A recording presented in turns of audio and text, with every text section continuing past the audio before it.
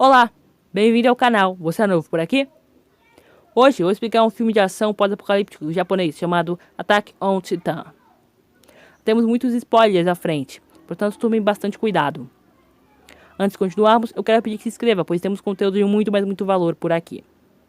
Mas 100 anos atrás, gigantescos humanoides monstruosos chamados Titãs apareceram de repente na Terra. Eles se alimentaram de qualquer humano. Eles poderiam colocar as suas mãos na pessoa e matá-la. Os humanos não estavam mais no topo da cadeia alimentar. E logo sua população começou a diminuir.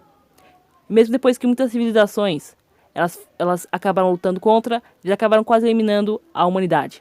A forma como resolveram lutar contra isso era definir muros. Os humanos construíram enormes paredes concêntricas mais altas que os titãs, em torno de uma área para poder prevenir a invasão. Duas paredes circulares foram construídas, uma dentro da outra, para garantir uma proteção dupla.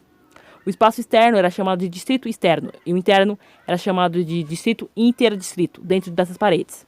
Eles poderiam viver uma vida muito pacífica, no entanto, as paredes não garantiam a proteção total. E mesmo depois de 100 anos, as pessoas viviam com medo dos titãs. O protagonista do filme é um jovem chamado Eren Yeager, acho que é assim que se pronuncia, que mora no distrito externo. Ele sonha em ir na parede algum dia para explorar o mundo. Ele frequentemente se gaba dos mares e oceanos do mundo exterior, para seus amigos, Armin e Mikasa. Um dia eles decidem ir para a fronteira e tentar escalar a parede para pular para o outro lado. Quando se aproximam da fronteira, o grupo fica chocado ao ver o tamanho da parede. Armin e Mikasa são céticos quanto à ideia de afirmar que os titãs ainda podem estar lá fora, mas Aaron insiste que já se passaram 100 anos desde que alguém viu um titã. E basicamente eles não têm humanos para se alimentar, então eles devem estar mortos. Além da conversa deles é interrompida quando a patrulha da fronteira acaba chegando e tirando eles de lá por estarem muito perto da parede. Aaron, influenciado pela polícia, acaba gerando confusão e lutando contra eles, ignorando completamente o fato de que ele pode ser executado por um crime tão banal como esse. Só então, o capitão Suda se aproxima deles e pede aos soldados para recuarem. Ele promete punir o grupo pessoalmente e envia os soldados para longe. Suda entende recados e os desejos de liberdade, mas critica as suas ações que são totalmente infantis. Ele então informa o grupo sobre uma abordagem militar para explorar além das paredes. Ele explica que o governo enviou alguns soldados para fora para inspecionar a situação, para que ela não tenha que colocar sua vida em perigo. De repente, uma grande explosão assusta todos. Um terremoto enorme começa a acontecer e começa a sacudir tudo.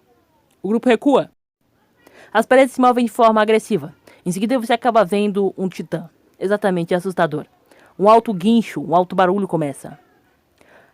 A parede começa a falhar. Os guardas da patrulha começam a tremer.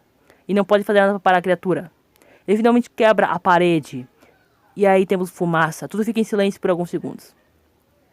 Então o povo vê, muitas dessas criaturas entram na cidade. Os soldados fazem um ataque com balas de canhão, fazem tudo que podem, mas não causam nenhum dano. Eles parecem ter propriedades de regeneração poderosas. As suas feridas que são causadas pelos canhões e curam em grande velocidade. Os titãs alcançam os soldados e começam a devorá-los, seduzindo um a um. O soldado até mesmo comete suicídio, alegando que é melhor morrer assim do que nas mãos dos monstros. Todos começam a correr para salvar suas vidas, enquanto os titãs acabam destruindo as casas e pegando o máximo possível de pessoas que podem. Armin se perde na multidão, enquanto o Eren e Mikasa correm em direção à igreja da cidade, onde as pessoas vão para lá se esconder. Mikasa percebe uma criança no chão, prestes a ser pisada por um titã, e também pela multidão correndo. Ela vai salvar a criança, mas se separa de Aaron no meio do processo. Aaron é arrastado para dentro da igreja, porém as pessoas estão logo na entrada, e depois não deixam mais ninguém entrar. Aaron então vê a sua amiga querida na janela, quando é abordada por um titã, fêmea, com dentes horríveis. E ninguém pode salvá-la agora. Então ela apenas abaixa a cabeça, aceitando seu destino cruel. Só então uma forte explosão manda todos para dentro. Quando Aaron olha para fora novamente, a Mikasa e o titã não estão em lugar algum. Ele corre para fora, procurando, só para se deparar com as ruínas da cidade, que costumava ser a sua casa. Quando Aaron se vira, ele vê os monstros destruindo a igreja, devorando as pessoas que estão ali dentro. Ele vagueia pelos cantos que são destruídos, o que é bem triste. 2 anos depois, todos os sobreviventes do ataque anterior ao Titã mudaram-se para um interdistrital. Os militares agora estão planejando obter um distrito externo de volta. Após a ordem de refugiados que se mudam para o distrito intermediário, o abandono fértil das terras, houve a escassez de alimentos e as pessoas acabaram matando-se. Isso continuou a acontecer e várias pessoas morreram de fome. A sua única opção de sobrevivência é assumir o controle do distrito externo e conquistar as paredes quebradas. O diretor das Forças Armadas, chama-se Kubal, que nome estranho. Ele dá aos soldados nossa, parece um nazismo, um discurso sincero, e chama a garota ao palco. Ela é a principal especialista da nova arma das tropas. Hans demonstra um novo equipamento de mobilidade omnidirecional, que vai ajudar eles a lutarem contra os titãs, mas ataca seu próprio povo por acidente. Então vemos Aaron e Armin no meio da multidão militar. Acontece que os dois sobreviveram ao ataque 2 anos atrás e agora acabaram ingressando no exército. Aaron quer vingança. Afinal, mataram pessoas importantes para ele.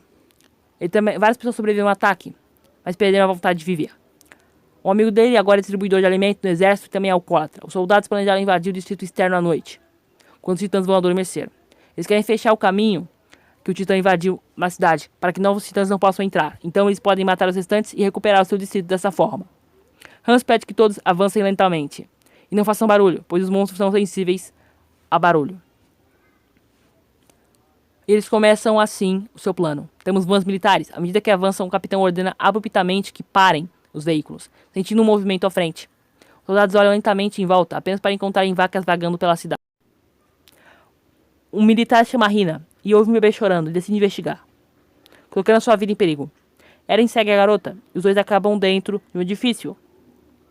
E à medida que avançam, o grito torna-se mais claro, mas adiante, de repente, um líquido viscoso cai em Rina. Ela olha para cima e acaba vendo um bebê enorme, que é o bebê titã, que estava comendo um humano. O bebê cai na frente, acaba vendo eles e começa a chorar. Eles fogem para fora e temem os soldados. E todos começam a entrar em pânico com o barulho, mas o capitão ordena que fiquem quietos e não atraiam mais atenção.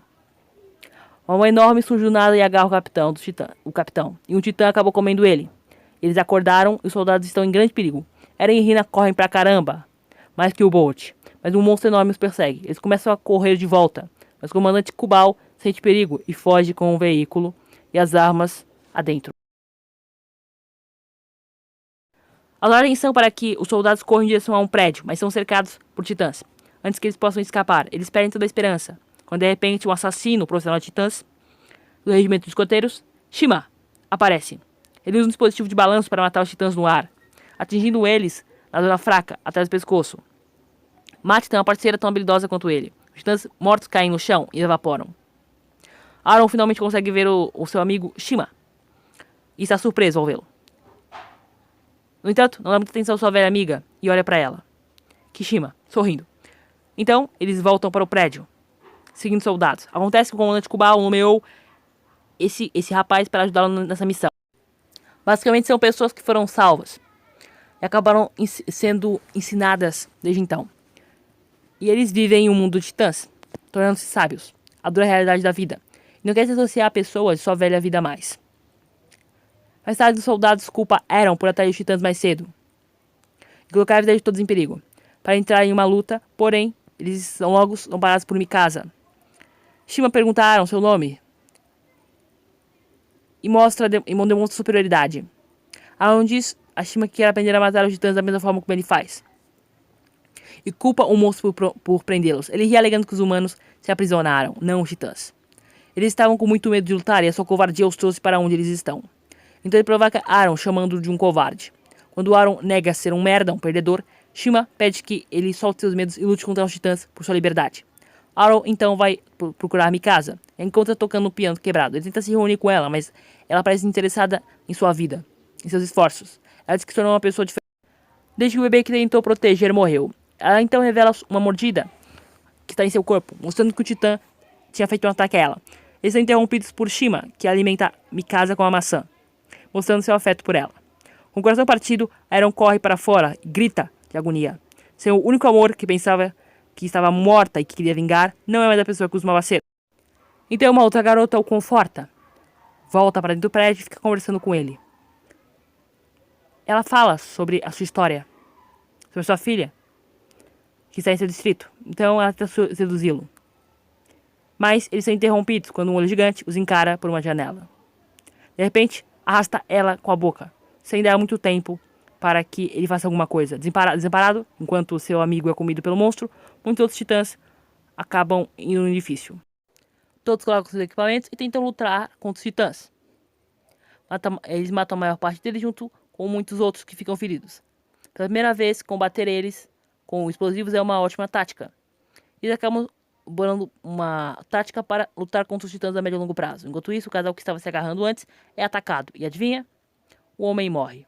A mulher fica arrasada devido a isso e jura vingá-lo, matando a criatura que o matou. Temos a pessoa entrando no veículo com explosivos e sai dirigindo. A mulher que tinha acabado de perder seu amante acaba se sacrificando, pulando o veículo para acender os explosivos e dirige em direção ao titã que matou seu amante. Colide com o titã. A explosão explode suas pernas. No entanto, o ataque não funciona porque as pernas dos titãs voltam a crescer de forma rápida. A única maneira de matá-los é atacando seu ponto fraco. Aeron ainda está no topo do prédio e não ajudou os outros a derrotar os titãs ainda. Ele se lembra das palavras de Chica e usa isso para poder lutar contra eles. E mata seu primeiro titã. No entanto, ele perde o equilíbrio e voa diretamente para a boca de outro titã. O titã o morde e arranca uma de suas pernas, mas Aeron consegue se salvar, pulando no telhado. De repente, um titã pega Armand, enquanto está tentando fugir dos outros. Aeron choraminga de dor, mas não para de tentar ajudar o seu amigo.